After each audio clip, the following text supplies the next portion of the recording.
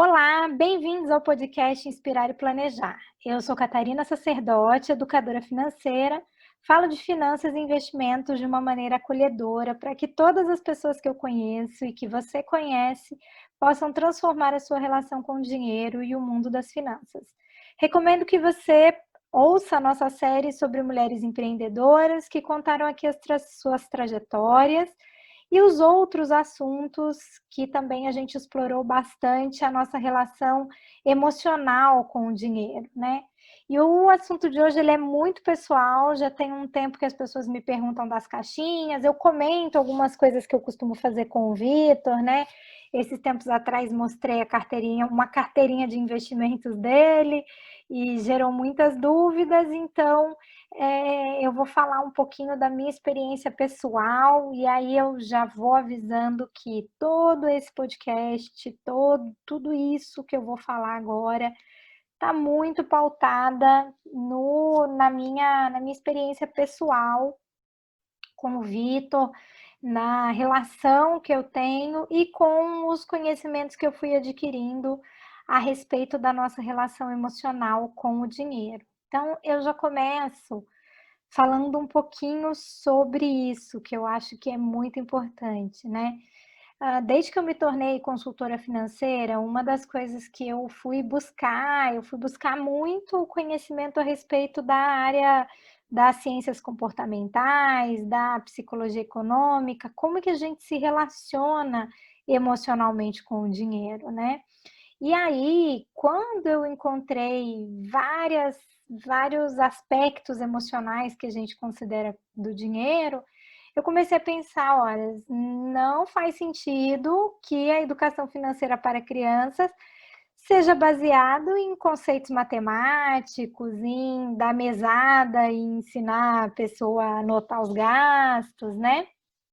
Está muitíssimo relacionado a como a gente se relaciona emocionalmente com o dinheiro e como a gente viu os nossos pais se relacionando com o dinheiro, né? Se tem uma frase que eu repito muito, é que, claro que existe educação financeira no Brasil, só que a educação financeira que a gente viveu foi uma educação financeira baseada em modelos, né? E aí a tendência é ou a gente se aproximar desses modelos, ou por alguma coisa que a gente não conseguiu processar bem dentro do nosso inconsciente, a gente quer se afastar desse modelo de educação financeira. Então, baseado nisso, eu já começo falando muito, né? Que tem muito a ver com os nossos exemplos, né? Tem muito a ver com como a gente se relaciona com o dinheiro, a gente como pai e mãe se relaciona com o dinheiro, né? E como a gente trata da questão de todo tipo de recurso que a gente tem em casa, né? Se eu sei que a forma que eu me relaciono com o meu dinheiro, através do exemplo, com os meus recursos, através do exemplo, vai interferir na relação do meu filho com o dinheiro também e na educação financeira do meu filho, então cuidar deste modelo, cuidar dessa relação com o dinheiro, com os recursos, vai ser tão importante quanto é, vai ser tão importante quanto sentar e explicar, sei lá, a matemática da coisa, você ganhou tanto, tirou tanto, e agora você tem tanto, e como que você vai fazer para gastar. Então, esse já é a minha primeira dica, assim, como que você se relaciona com o dinheiro, como que o dinheiro acontece na sua vida, né? Quais aspectos emocionais você tem com o dinheiro? É muito difícil de chegar, é muito difícil de gastar, ou é fácil demais de gastar? Os exemplos vão assim gritar ao lado de uma pessoa que quer conversar com o filho e falar, olha, é assim, cuidar de dinheiro é muito bacana, né? E aí, baseado nisso, em que o modelo é muito bacana, quando eu engravidei do Vitor, descobri minha gestação, eu fui estudar várias coisas relacionadas à maternidade, fui estudar o Nana Nenê, encantadora de bebês, e uma das leituras que eu caí, Crianças Francesas Não Fazem Manha, né? Mas uma das leituras que eu li foi na psicologia positiva. E um dos aprendizados que eu tive na psicologia positiva, que é uma coisa que eu trago comigo, que é muito significativo também, é que a gente pode focar no comportamento esperado e não no inverso, não no comportamento inesperado. E os pais, gente, os pais têm muita habilidade de focar no comportamento não esperado, sabe? É impressionante o negócio deles. Vou dar um exemplo, né? A criança é pequena e por ser ávida para explorar o mundo, ela quer colocar o dedo na tomada, né? Claro, porque é um buraquinho, cabe o dedo dela perfeitamente e ela quer explorar. E aí o pai faz o quê? O pai ou a mãe fala: não coloque o dedo aí. Então, o que eu aprendi nesse exemplo?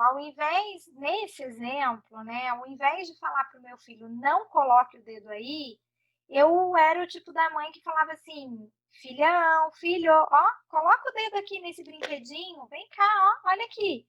Você quer explorar? Quer colocar o dedinho? Quer ver onde seu dedinho cabe? Vem cá e coloca o dedinho aqui nesse brinquedinho. Então, eu tenho esse pensamento, essa intencionalidade na criação do Vitor de focar muito a educação dele no comportamento que eu espero e não ao contrário. Tudo isso para dizer que eu tenho já,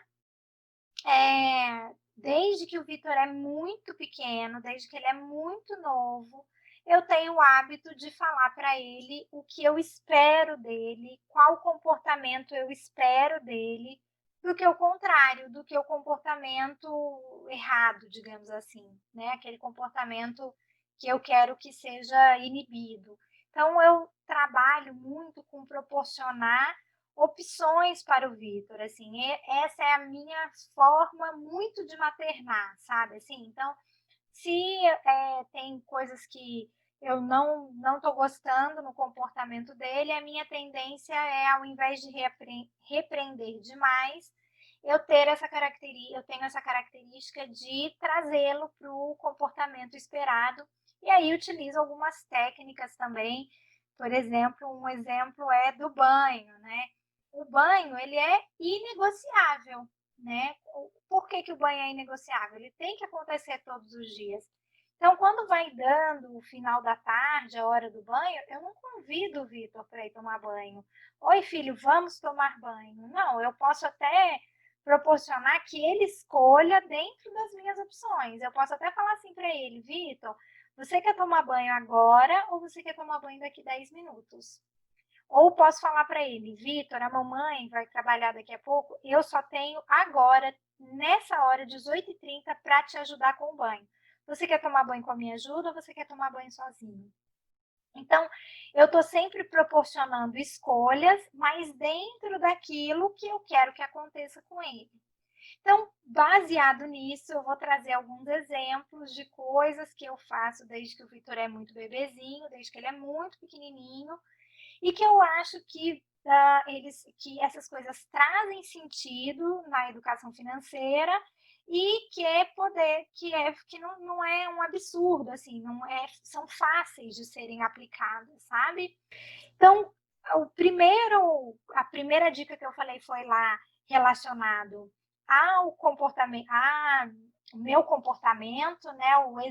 Que exemplo que eu tô, se eu faço uma autoanálise e descubro que a minha relação com o dinheiro não é bacana, então o que eu posso fazer para que eu possa melhorar esse comportamento, para que o meu comportamento possa ser um pouco melhor. E a segunda coisa é focar muito mais no comportamento esperado do que ao contrário, do que deixar o foco naquilo que eu não quero que aconteça.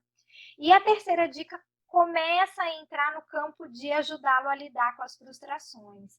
Então, explicar o que é frustração. Eu tenho esse hábito de explicar sobre frustração desde que o Vitor também é muito pequenininho. Explicar para ele que às vezes a gente quer muito uma coisa, mas nem sempre a gente pode ter tudo, e que esse sentimento chama frustração, e dou algumas opções de como a gente lida com esses sentimentos. Então eu vou lidar com esses sentimentos, com esse sentimento de frustração, prestando atenção em outra coisa, sendo muito grato por algo que eu já tenho, ao invés de focar naquilo que eu ainda não tenho, ou naquilo que eu não, por algum motivo, não posso ter. E aí esse ter, eu não estou falando do consumo, eu estou falando às vezes de querer a minha presença, eu estou falando de muitas vezes querer a presença do pai.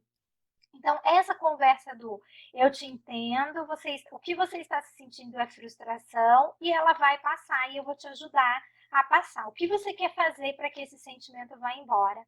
Então, tá entendendo como muita coisa que eu vou falar de dinheiro não tem a ver com dinheiro? Então, a primeira coisa que eu falei, que é o exemplo e que eu preciso começar a cuidar de mim ao invés de cuidar dele, muitas vezes está relacionado a como que eu faço compra nos supermercados. Como que eu lido com as compras? Eu compro por impulso ou na frente do meu filho eu explico para ele que eu vou comprar alguma coisa que eu estou precisando comprar? Desde que o Vitor era muito bebezinho, assim, Marcos viajava bastante, agora está em pandemia, né? Tem ficado bastante em casa, mas o Marcos viajava bastante, então eu tinha que fazer muita coisa, me virar em muita coisa com o Vitor, né? E ele era bebezinho, então eu falava para ele, eu fazia muita lista de supermercado mental. Então eu falava para ele, filhão, a gente tem que entrar no mercado e comprar banana, batata e cenoura. Quando ele me pedia qualquer coisa que não estava dentro da banana, batata, cenoura, eu não precisava responder com a palavra não. Basta eu responder com, meu filho, a gente planejou comprar outras coisas aqui. Se ele é mais enfático, eu até posso falar, filho, a gente não planejou gastar com isso aqui nesse momento. A gente vai planejar no futuro, mas hoje a gente vai comprar o que a gente planejou. Então, focar no comportamento esperado. Qual que é o comportamento esperado? Ora, se eu faço uma lista de supermercado, eu espero comprar o que está dentro dessa lista de supermercado. Isso ajudava muito o Vitor a lidar com as frustrações e não se sentir o nível, a tolerância da frustração foi aumentando, né? A partir do momento que ele foi notando que a gente podia sim planejar no futuro, talvez não fazer agora, mas talvez planejar lá no futuro. Então, eu até tenho uma história super engraçada para contar sobre isso, né? Porque, inclusive, deixa eu já adiantar. Uma das perguntas aqui é assim, ó, o que falar quando eu não quero gastar? Ah, né, eu falo, eu não quero gastar ou eu não tenho dinheiro, né? Eu não tenho dinheiro é muito pesado, afinal, né, eu tenho dinheiro para outras coisas, mas não para aquilo. Como falar, né? Eu gosto muito de usar essa técnica do eu não planejei gastar com isso esse mês. No próximo mês, futuramente, a gente planeja como que a gente vai fazer esse gasto. E aí eu tenho duas histórias que são muito legais. Mais para frente eu vou contar a história da viagem, né? Mas o Vitor era pequenininho, assim, uns 3, 4 anos. Ele virou para mim e falou assim: mamãe, 50 anos é velhinho? E aí, geralmente, eu devolvo a pergunta. Geralmente eu pergunto, filho, por que você está perguntando isso? Por que você quer saber disso? Para ter mais subsídio sobre como que eu vou responder essa pergunta, né? E aí ele falou assim, só que eu fiquei tão chocada e tão preocupada quem que ele estava achando que era velhinho com 50 anos, afinal ele tem minha mãe, né, os avós, as pessoas por perto, que a minha primeira resposta foi dar uma palestrinha para ele, assim, sabe? Filho, não importa como que a pessoa se sente, o importante é como ela se sente por dentro, se ela se sente feliz, se ela se sente bem para fazer várias coisas, a idade é menos relevante, tem um peso menor. Aí no final da minha palestrinha eu perguntei, mas por que você está me perguntando isso? Aí ele falou assim para mim, é porque eu estou planejando que com 50 anos eu quero comprar um jet ski. Ai, gente, eu morri. Mas é isso, assim, a gente fala do planejamento, dessa palavra planejar, desde que ele é muito bebê, desde que ele é muito pequeno, né? Hoje eu planejei gastar com tal coisa. Eu nem falei não na minha frase, né? Eu falo, meu filho, hoje a gente planejou comprar tal coisa. Outra história dessa que eu tenho, o Vitor é louco por bateria há muito tempo, né? E aí lembro que a gente foi numa loja comprar presente com alguém. Eu faço esse exercício, que também é um exercício de educação financeira, que é desde que o Vitor é muito bebê, eu levo o Vitor para comprar presentes comigo, e quando ele vai comprar presentes comigo, a gente faz o exercício de prestar atenção no outro. Quando a gente vai comprar um presente, não é sobre a gente que a gente está falando, né? Quando a gente vai presentear alguém, é a gente observar o que esse alguém gosta, o que ele gosta de fazer, quais cores ele gosta. Então, eu permito que o Vitor participe desse processo de compra. Depois que ele fez 3 anos e pouquinho, 4 anos, o Vitor foi um menino que despertou naturalmente para a matemática, né? Então, naturalmente, a gente começou a passar a falar para ele que ele tinha um valor para comprar o presente, um teto de gastos para comprar o presente, né? Explicando para ele que ele nem precisava gastar tudo, nem precisava gastar muito a menos, porque aquilo já estava planejado para comprar o presente para o amigo dele. Então, geralmente a gente já, quando sai de casa, já começa esse exercício de é aniversário do seu amigo, do que esse amigo gosta, você gosta de brincar com esse amigo, você prefere dar uma camiseta bacana para esse amigo, você prefere comprar um brinquedo, você acha que esse amigo vai gostar mais de ganhar uma camiseta ou vai gostar mais de comprar um brinquedo. E aí eu falo para ele o limite de valor que a gente vai gastar nesse presente, nesse dia, o teto. E aí eu permito com que ele faça escolhas, pensando no valor, mas pensando também nesse presente, em como agradar, se ele vai agradar. Enfim, mas eu ia contar que ele entrou na loja para comprar o presente do amigo. Eu me lembro até que amigo que época do ano era. E aí ele entrou e escolheu, e a gente conversou bastante tempo sobre o presente desse amigo. E aí, quando a gente estava saindo da loja, tinha uma bateria montada ao lado do caixa. E aí ele ficou assim, que o olhinho dele brilhou. Ele falou, mamãe, tem bateria de criança para vender. E aí, falei, é mesmo, né? Ele falou assim, eu posso comprar? E eu falei para ele, filho, a gente está planejando uma viagem e todos os meses a gente guarda dinheiro lá na conta da corretora. E então, esse mês eu planejei guardar o dinheiro da viagem e comprar o presente para o seu amigo. Tudo bem? Gente, assim, o Vitor nem não contra-argumentou absolutamente nada. Ele só falou: é verdade, porque ele já vinha no processo de entender o que é planejar o que a gente vai fazer com o nosso dinheiro, né? Então, outra sugestão que eu dou aí, que eu acho que é muito válida, funciona aqui, porque a gente vai falar de finanças com os nossos filhos conversando sobre como é o dinheiro, da onde vem o dinheiro, da onde que, né, surgiu o dinheiro. Ele tem um livro, eu vou deixar depois no na descrição do podcast o nome do livro, que é um livro sobre a Idade da Pedra. Em algum momento, esse livro conta que as pessoas produziam e trocavam as suas produções. E aí eu expliquei para ele que isso é trabalhar e que naquela época, como ainda não tinham inventado dinheiro, uma pessoa que produzia determinada coisa trocava com outra pessoa que produzia outra determinada coisa. E que hoje a gente fazia a troca por dinheiro, que esse era um dos motivos, né? Por isso, esse é um dos motivos que a gente vai trabalhar. Que então o ideal é a gente encontrar alguma coisa que a gente goste muito de fazer, que seja muito prazeroso, porque a gente vai precisar gastar um tempo da nossa vida conquistando esse dinheiro para fazer essas trocas com pessoas. Então, essa é uma maneira também de abordar como que surge o dinheiro para que você não precise ouvir, se você não tem dinheiro, paga no cartão de crédito. Se você não tem cartão de crédito, paga no débito, paga no cheque. Assim como um dia eu falei para o meu pai.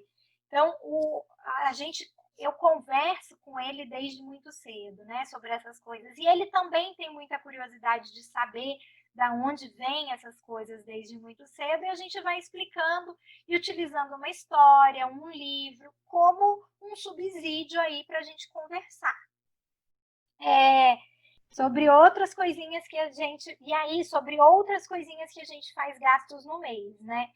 Então, hoje, o Vitor tem 6 anos, como ele já está alfabetizado e letrado, o Vitor participa de vários momentos onde a gente tem que fazer compras, né?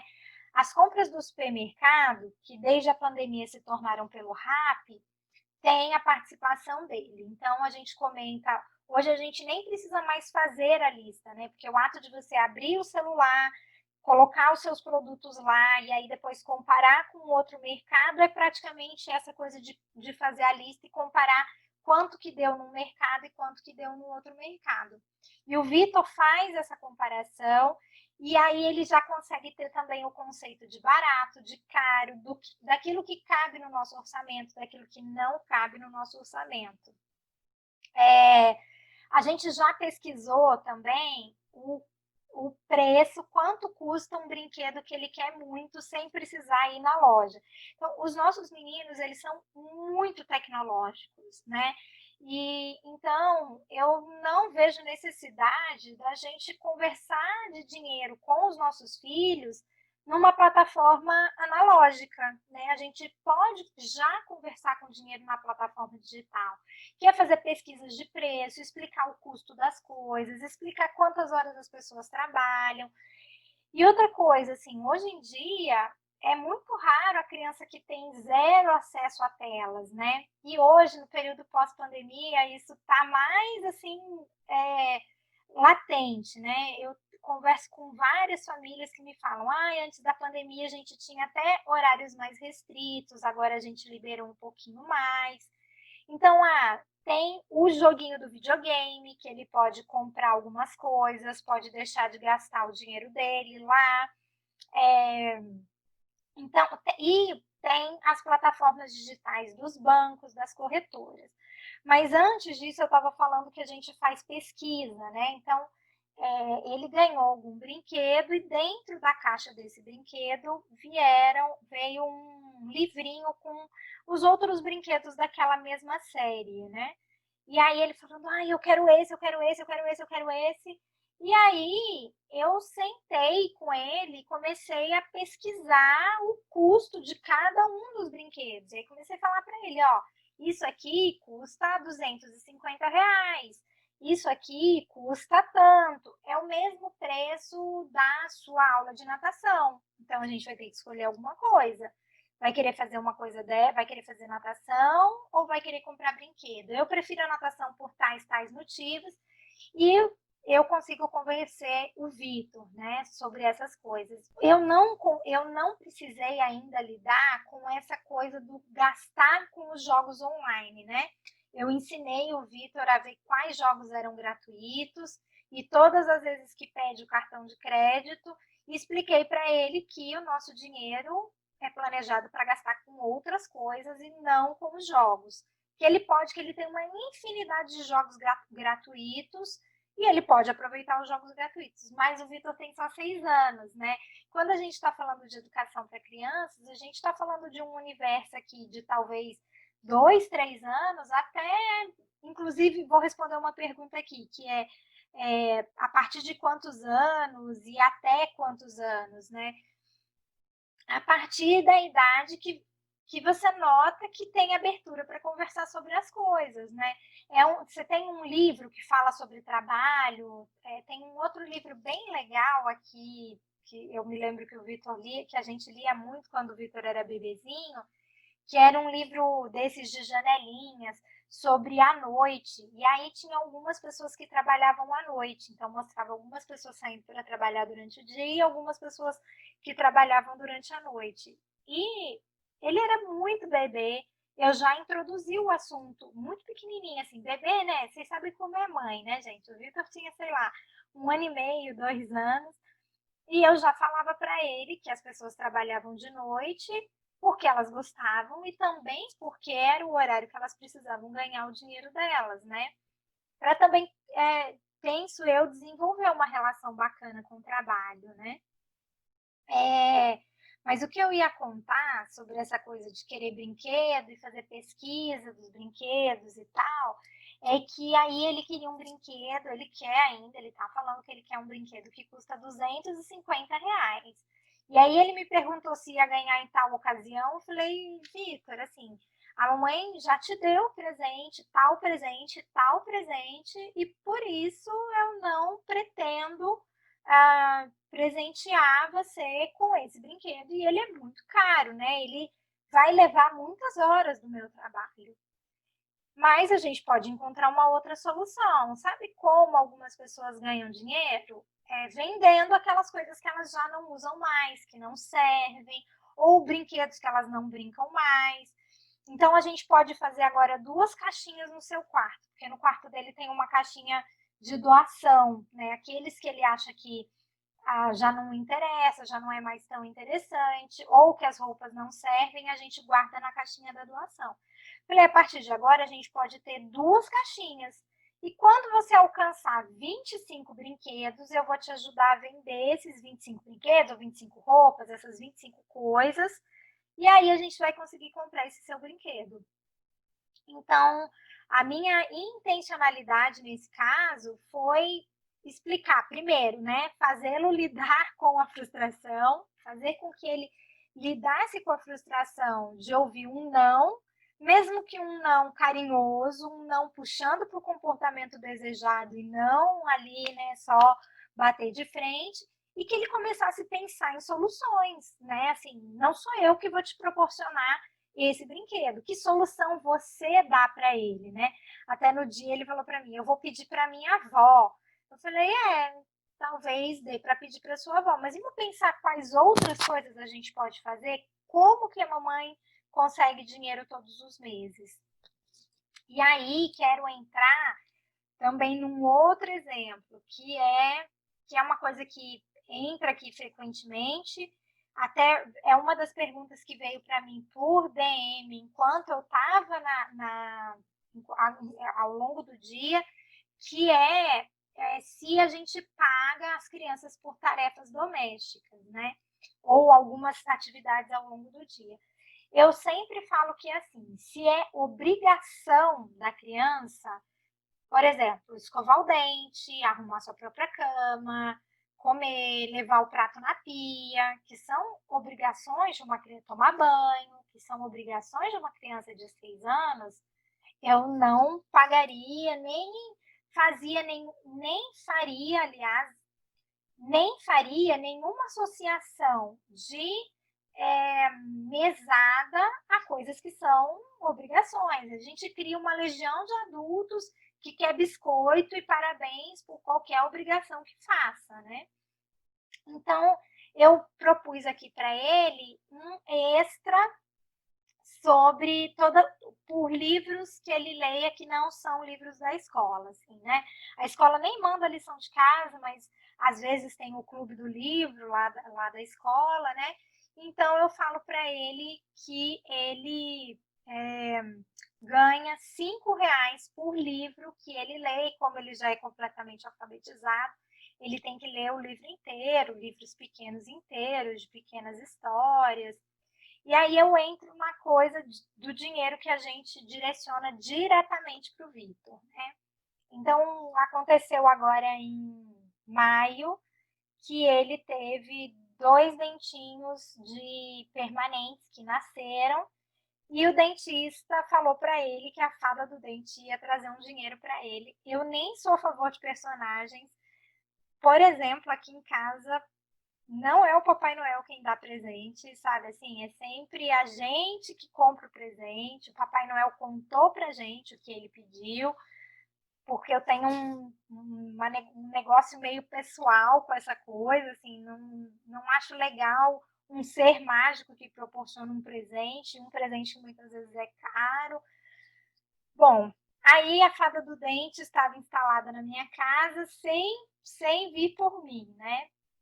E a fada veio, e como a gente estava num período de pandemia, a fada deu 2 notas de R$ 20 para ele.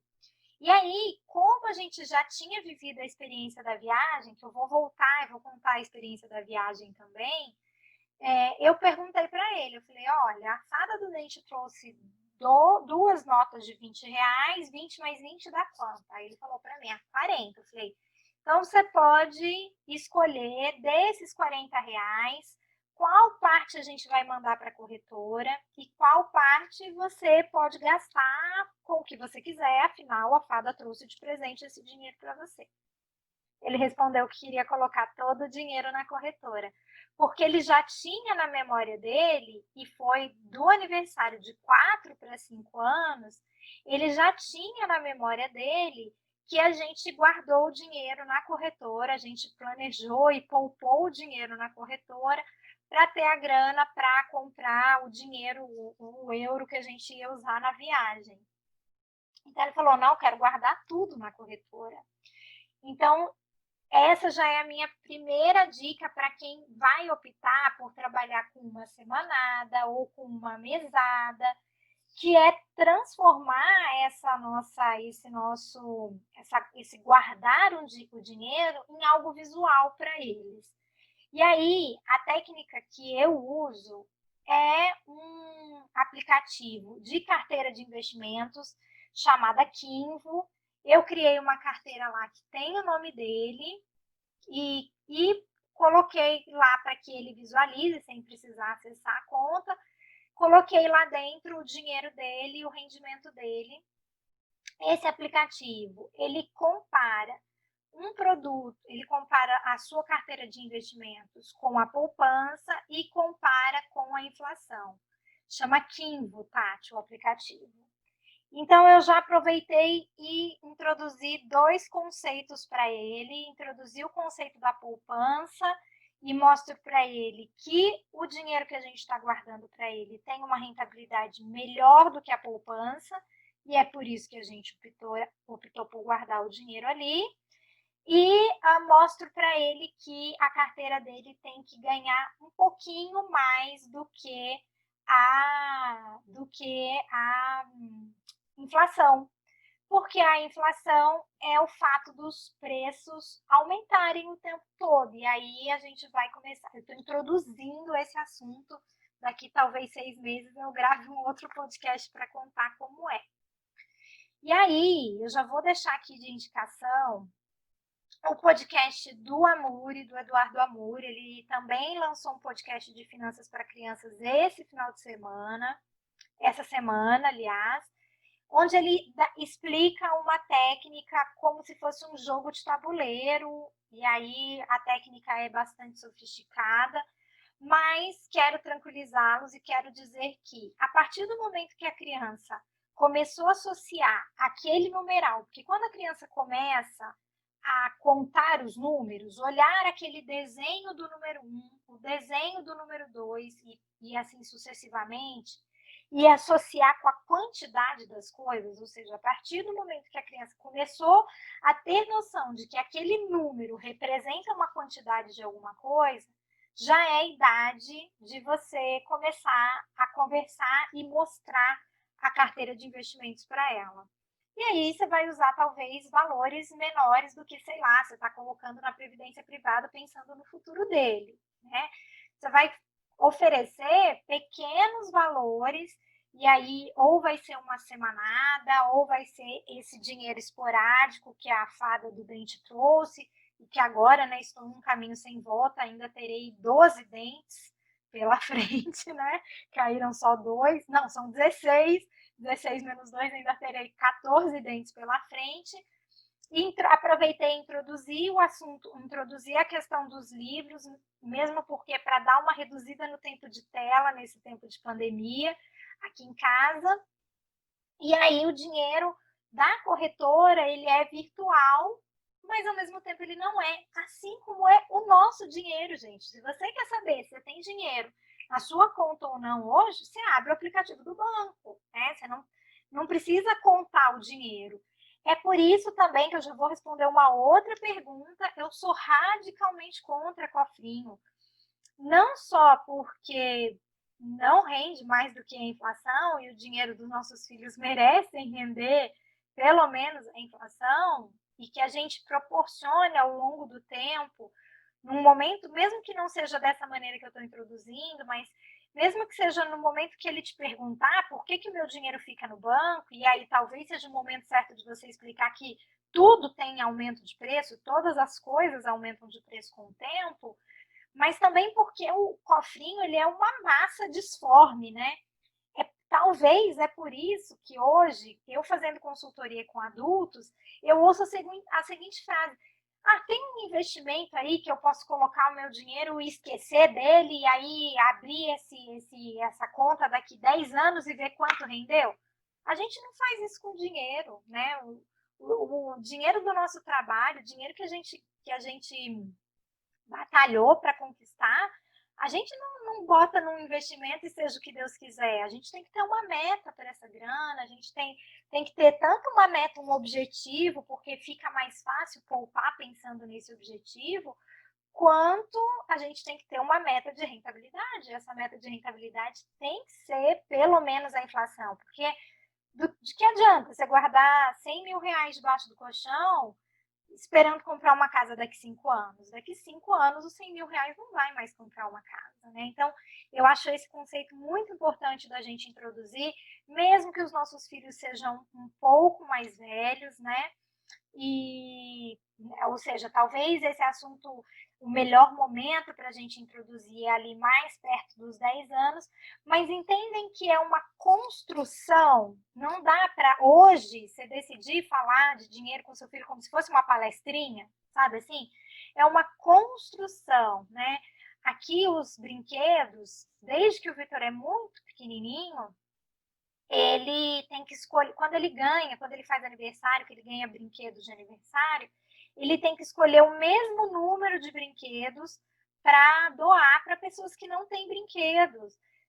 Teve um ano que ele sofreu muito, assim, meu coração ficou partido, mas eu quero proporcionar para o Vitor mas eu quero proporcionar para o Vitor esse senso de que a gente não pode ter tudo e acumular tudo dentro da nossa vida, sabe? Assim, então, o que eu posso fazer? Então, de vez em quando eu estou aqui preparando as sacolas de roupas que vão para doação, ou quando quando eu compro uma cesta básica para alguém, eu conto para ele que eu estou doando uma parte do meu dinheiro, que eu estou doando uma parte das roupas que já não me servem mais ou de alguma maneira estão em bom estado, mas já não me é mais interessante, porque ele vai desenvolver esse senso de doação, de pensar no outro, a partir do meu exemplo também.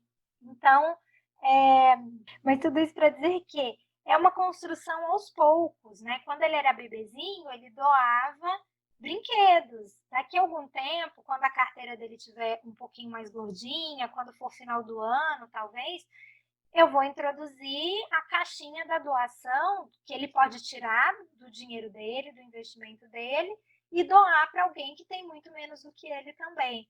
Então, eu enxergo a educação financeira com os nossos filhos uma construção à medida que os nossos filhos vão ficando mais velhos e vão ficando preparados para lidar com isso, sabe? Eu vou entrar nas perguntas, mas antes eu quero fazer um comentário que é sobre guardar dinheiro para a faculdade do filho ou para ele comprar um carro quando fizer 18 anos. A minha pergunta, toda vez que eu começo um processo de consultoria e a pessoa fala para mim, eu quero guardar aqui um dinheiro para o meu filho para ele pagar a faculdade dele. A minha primeira pergunta é, a sua aposentadoria está garantida? Você está investindo para sua aposentadoria todo mês? Se a resposta é sim para uma dessas duas perguntas, a gente pode começar a pensar em revezar a grana. Então, qual que é o objetivo? E por fim, assim, a minha preocupação é quando a pessoa se preocupa com a falta que ela vai fazer para esse filho. Então, muitas vezes a gente orienta o cliente Ao invés de contratar uma previdência, porque se acontecer alguma coisa, meu filho vai ter uma grana, então talvez é melhor contratar um seguro, enquanto essa criança está até ali esperando completar 18 anos, 20 anos. Eu me preocupo se acontecer alguma coisa comigo. Então, contrate um seguro ao invés de fazer uma previdência. Tem outro objetivo, é claro, mas esse senso de proteção ele é muito maior. E aí eu vou entrar em algumas perguntas que me mandaram. Então, sobre mesada, que é um comentário do Amuri também, do podcast dessa semana, que um mês é muito dinheiro, né? Então, será que é mesada só no senso comum, né? Ou é mesada dar um dinheiro todo começo do mês, no dia que você recebe um pagamento? Eu conheço muito adulto que mal dá conta do seu dinheiro ao longo do mês. Imagine uma criança. Então, avalia se não é melhor dar uma semanada. Particularmente, eu, Catarina, eu não pretendo dar semanada para o Victor, assim. Pode ser que, sei lá, à medida que ele for ficando mais velho, vai para um colégio onde o lanche não está ali no pacote de serviços que eu contratei, então eu tenho que enviar algum dinheiro para que proporcione esse momento do lanche. Pode ser que eu entregue o dinheiro da semana na mão dele e fale, olha, é o seguinte, você tem aqui o dinheiro da semana. Você pode comer pipoca com suco todos os dias da semana. Mas se um dia você decidir tomar sorvete, talvez no dia seguinte você não possa tomar suco. Proporcionar, permitir que ele faça essas escolhas sem precisar, assim, da minha autoridade, sabe? Assim, prêmio por tarefas eu não daria, prêmio por tarefas, assim, o que eu tenho feito aqui, que tem sido bom, é premiar por ações extraordinárias. E você pode premiar por ações extraordinárias que não são obrigações dele, na minha opinião. Sei lá, né? Eu estou aqui no meu home office e para proporcionar aí um momento de trabalho para ele, posso falar assim, filha, a mamãe precisa muito desses papéis organizados. Organiza aqui para mim. E aí eu posso propor que isso seja um trabalho, um modelo de trabalho. Mas nem esse modelo, assim, eu já vi esse exemplo, mas nem esse modelo eu faria aqui dentro de casa, sabe? Cofrinho, a gente já falou que cofrinho não é uma maneira bacana. Eu prefiro as duas modalidades que eu prefiro da gente conversar sobre essa relação com o dinheiro é ou o modelinho de um aplicativo, ou você abrir uma conta na corretora e mostrar o dinheirinho dele ali crescendo. Hoje em dia é muito fácil abrir uma conta numa corretora ou num banco com CPF da criança, isso tem sido muitíssimo incentivado, inclusive. Ou utilizar o modelo do tabuleiro que o Eduardo Amuri cita lá, que é analógico, se você achar que é melhor. E aí, o que eu faço com o modelo online, assim, né? Primeiro que tem uma regra importante, que nunca pode ficar menos da metade do dinheiro, né? Então, ele ganhou R$ 40 da fada do dente e eu tenho colocado, né, feito alguns aportezinhos de vez em quando, tanto premiando como se fosse uma rentabilidade, quanto uma rentabilidade extra, né? Quanto mostrando para ele o valor de guardar uma parte da grana, né? E aí a gente combinou que o mínimo que tem que ter é sempre metade de tudo que a gente aportou. Então a fada aportou 20, eu aportei 12, que total, a fada aportou 40, eu aportei 12, então a gente conversou entre a gente que nunca pode ter menos de 27. Para que a gente ensine para os nossos filhos, transmita o valor da reserva, sabe assim? A gente nunca pode zerar a nossa reserva. A nossa geração, o início da nossa educação financeira foi muito baseada em juntar dinheiro para realizar um sonho. E aí é muito comum chegar na consultoria hoje, gente que fala assim para mim, se eu tiver que guardar dinheiro para uma viagem, eu tenho muita facilidade para guardar. Mas se eu tiver que deixar um dinheiro lá para uma reserva de segurança, eu não consigo deixar e eu não sei explicar exatamente por quê. Eu acredito que tem muito a ver com esse modelo. Então, a gente já combinou que como tudo que entrou lá, agora amanhã vai entrar R$ 10 dos livros que ele leu essa semana. Então, a gente já vai realocar essa reserva mínima, né? Então, eu acredito, gente, que o online funciona muito bem, de verdade. Eu acho que os nossos meninos estão muito preparados para o modelo online. E tem uma coisa importante. Quando ele quer gastar o dinheiro, eu falo para ele que o dinheiro está planejado, né? Que o dinheiro está guardado na corretora e que a gente nunca consegue tirar da corretora e usar imediatamente. Ele tem que pensar um pouquinho melhor, porque o dinheiro fica disponível só no dia seguinte, porque é isso que acontece mesmo na corretora, né? Então, a gente está também transmitindo um modelo de aguardar, de lidar com as suas emoções, de ter certeza se eu quero comprar aquilo. E aí, vou dar um exemplo para vocês, né? Esses dias eu fui na papelaria com ele, a gente foi comprar um material de escola que estava precisando aqui em casa, e o Vitor é aficionado por calculadoras, ele queria uma calculadora desse tamanho. E aí falei para ele, filho, a mamãe acha que não é legal você gastar o seu dinheiro com calculadora, porque você tem várias calculadoras. A gente gasta o nosso dinheiro com coisas que a gente ainda não tem e que a gente precisa, ou que a gente até pode querer muito, mas que a gente ainda não tem em casa. Você tem 4 calculadoras lá em casa, pequenas, claro, que ele ama, as pessoas sabem e presenteiam com calculadoras. E aí ele andou na loja e escolheu uma outra coisa lá, que era um relógio, gente, ele é bem ligado nos números. É um relógio diferente e tal, tinha uma pegada de uma brincadeira que ele queria fazer, que é uma cidade imaginária dele aqui chama Car City. E aí ele falou, mamãe, esse é o relógio de Car City e tal. Eu falei, então tá bom, então vamos fazer o seguinte, ó, custa tanto, você tem tanto na sua corretora, vai ficar disponível amanhã e amanhã a gente volta aqui para ter certeza que você quer comprar, quer gastar o seu dinheiro com isso. E aí, durante o dia, ao longo do dia, ele tinha até meio que esquecido, mas eu sou dessas assim que quando eu dou minha palavra, eu gosto de cumprir. E aí falei para ele, falei, filho, sabe o que eu lembrei? Que caiu o seu dinheiro na conta do cartão da mamãe. Você quer ir lá buscar o seu relógio e tal? E ele quis, então ele gastou quase uma parte boa da grana dele, quase chegou ali na meta da metade, e ficou com R$ 30 na carteira, com um relógio. Mas então, assim, é o senso de esperar, né? É o senso do. Sabe aquilo assim? Eu falo que a gente vive uma geração do eu quero agora.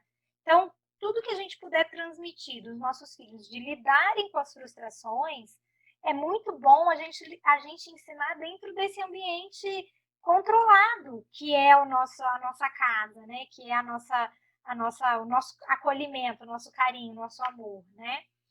Então, para mostrar para vocês algumas sofisticações que eu faço no modelo. Então, é mais do que deixar o dinheirinho guardado lá, também ensiná-lo a lidar com esse dinheiro que está guardado ali, né? E aí, como falar do custo das coisas de uma maneira compreensível? Que é uma das perguntas que veio. Eu comparo muito com as horas que eu tenho que trabalhar, né? Introduzindo esse conceito de que eu preciso trabalhar um número de horas para conquistar coisas que eu quero comprar, ou correlacionando com coisas que ele já quer, com coisas que ele já comprou antes. Então, o Vitor sabe quanto eu pago na aula de inglês e na natação dele, sabe? Assim, então, muitas vezes eu comparo com coisas que estão acessíveis para ele. Aqui em casa a gente brinca muito de mercadinho, ele tem caixa registradora. Desde muito novinho ele aprendeu a identificar as notas, então ele trabalha com as notas desde muito novinho. Ele sabe que se alguém propor para ele trocar uma de 10 por uma de 5, ele está saindo em desvantagem, sabe assim? Então, brinquem com seus filhos, brinquem dessa coisa de consumir, de comprar. Ele era muito pequenininho, eu tenho um vídeo que ele fala, crédito ou débito? Né? Porque era o que ele ouvia quando ele ia no mercado com a gente. Então, brinquem dessa coisa de lidar com o dinheiro, tragam de uma maneira lúdica, bacana também, né? Aí, uma das perguntas que veio também é sobre Como que eu vou falar para o meu filho não colocar dinheiro na boca, porque eu enxergo que falar que dinheiro é sujo traz talvez uma crença pessoal ruim, né? Assim como a gente fala para não colocar o sapato na boca, a tampa na boca, né? Então, lembrar daquilo do comportamento desejado. O que é o comportamento desejado? Que eu falo, filho, você está colocando esse negócio na boca, você está com fome? Você sabia que a gente coloca coisas na boca que a gente está afim de comer? Isso aí é de comer? Dinheiro é de comer? É... Sola de sapato é de comer? Se você está com fome, vamos para a cozinha agora. Então, eu não precisei falar, tira isso da boca, né? Mesmo porque a bactéria já estava lá, não ia adiantar gritar, assustar e blá, blá, blá. Então, é mais fácil eu trazer para o comportamento desejado. Gente, isso é assim, a melhor dica que eu posso dar com crianças. De pequenininho, funciona até hoje, aos 6 anos com o Vitor, sabe? Quando eles são bebezinhos, você distrai, né? Distrai com outro objeto, distrai com outra coisa, que é o exemplo do dedinho na tomada. Quando eles são grandes, a gente pode falar de uma maneira mais veemente. Aqui eu falo com todas as letras, às vezes. Vitor, meu filho, vamos buscar uma solução para esse problema que você está me contando aí, que está tendo, que está rolando, que está acontecendo? E ele, aos 6 anos, super consegue se adaptar. Alguém me perguntou sobre pais separados, amiga, quero te dar um abraço, porque é um desafio dobrado, porque vão ser conceitos muito diferentes, mas se mantenha firme naquilo que você está decidido a fazer e explique que na sua casa é diferente da casa do pai. E é isso, né? Assim como muitas outras coisas vão ser. O horário de dormir talvez seja, o que vai comer no final de semana talvez seja. Se houver espaço para diálogo, para conversar, para afinar esse discurso, afinal, deixou de ser um casal, mas não deixou de ser uma família. Tem duas perguntas aqui também que eu quero responder. Uma era do Sérgio, a respeito sobre os jogos online. Ele quer o valor do como ensinar os filhos, o valor do que ele quer jogar nos jogos online. Eu vou dar o exemplo da semanada, talvez, que eu vou trazer lá para aquela coisa do dinheiro do lanche, né? Ó, eu vou disponibilizar uma grana para você, só que tem uma coisa, toda semana você vai escolher guardar uma parte e qual parte você vai querer disponibilizar. Talvez, nesse começo, seja muito bacana, eu já ouvi de outras histórias, assim, aquilo que ele decidir que vai guardar, você dobra o guardado, sabe, assim? Então, quanto que vai disponibilizar? Eu nem tenho ideia de quanto custa esse tipo de brincadeira, sabe? Mas, sei lá, na semana gastaria, sei lá, R$ 50. Então, eu vou te propor. Então, é isso. A partir de agora vai ter uma semanada e vai começar a guardar 50 reais. Vou começar a tirar R$ 50 por mês.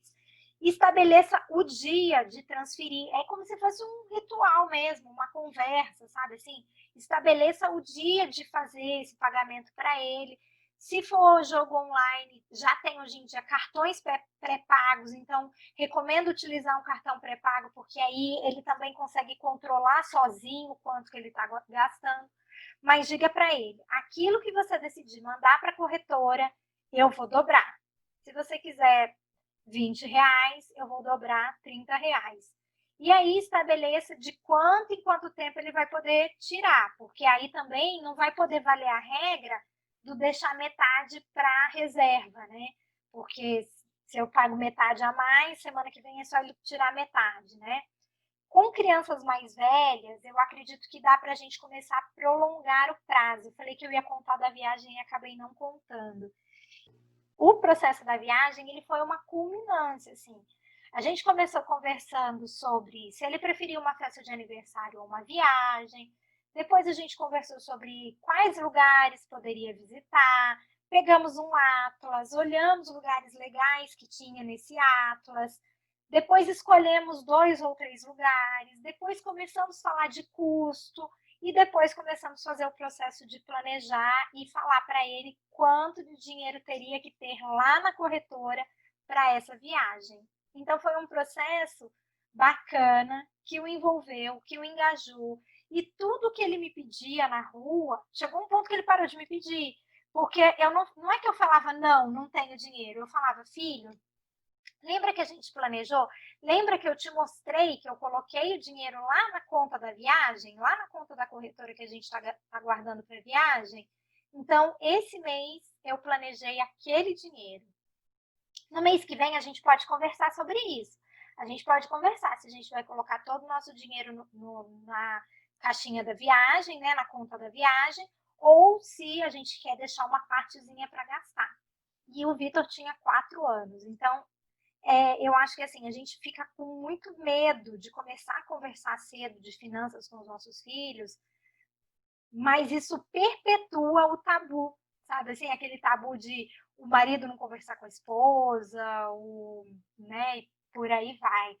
Então, quais são esses exemplos? O Vitor já viu eu conversando de dinheiro com o meu marido, né? Então, é assim, eu vou, esse mês entrou um faturamento maior na empresa, vou fazer uma retirada, vou deixar de reserva. Então, são palavras que já estão no vocabulário do Vitor por ele conviver com a gente. Então, faça isso, converse de dinheiro de uma maneira tranquila, bacana, saudável na frente do seu filho. Bom, gente, é isso por hoje. Eu amei, eu espero que vocês tenham gostado. Como eu falei no começo desse podcast, dessa live, a minha ideia aqui não é ensinar uma técnica muito sofisticada para vocês, é contar quais são as minhas impressões, né?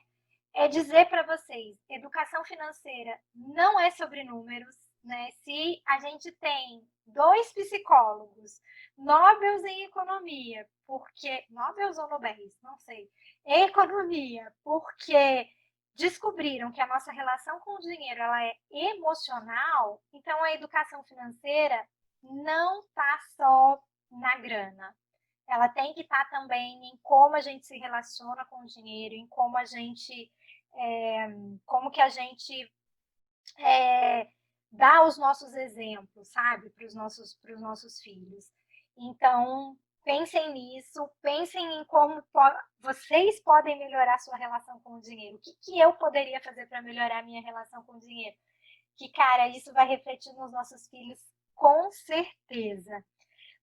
Gente, muito obrigada. Meu Deus, eu não tenho palavras para agradecer. Vocês estão me deixando muito mal acostumada. A gente recebeu muitos elogios hoje. Que abriu a cabeça, que foi muito bom, que teve muita informação útil. Obrigada mesmo pelo carinho e pelo tempo de vocês, viu? É isso, gente. Hoje eu encerro por aqui. Se você tem alguma sugestão, crítica ou elogio, manda um e-mail para mim em contato@planejar.com.vc. E além disso, reforçar que toda sexta tem caixinha de consultoria grátis no Stories. Então, se ficou alguma coisa que ainda não tá bacana, pode perguntar lá também. E se você quiser, pode falar comigo ou com alguém da minha equipe através das nossas redes sociais no Instagram, que é @catarina, com C-I-T-H, .sacerdote, ou na nossa página do Facebook. Se você gostou desse podcast, recomenda, manda para as amigas mães. Sei que os grupos de maternidade são muito fortes. E comenta no nosso Instagram também o que você achou. E eu espero ver vocês no próximo episódio. Obrigada!